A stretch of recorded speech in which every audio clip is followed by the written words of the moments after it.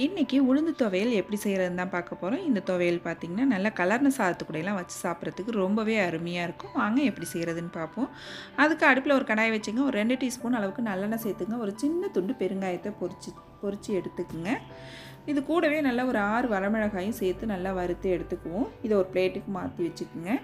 ஒரு 1/4 கப் அளவுக்கு கருப்பு உளுந்து சேர்த்துருக்கேன்.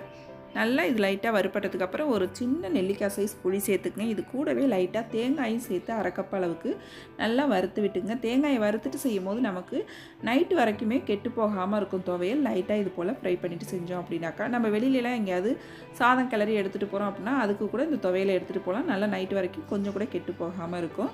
நல்லா இது போல் தண்ணி ஊற்றாமல் கெட்டியாக அரைச்சிக்கங்க. தேவைன்னா ஸ்பூனால் மட்டும் கொஞ்சமாக சேர்த்து அரைச்சி இது போல் கெட்டியான பக்குவத்துக்கு அரைச்சி எடுத்துங்க. ரொம்ப சூப்பரான உளுந்து துவையல் ரெடி ஆகிடுச்சு. நீங்களும் இதே போல் செஞ்சு பாருங்கள். ரொம்ப அருமையாக இருக்கும்.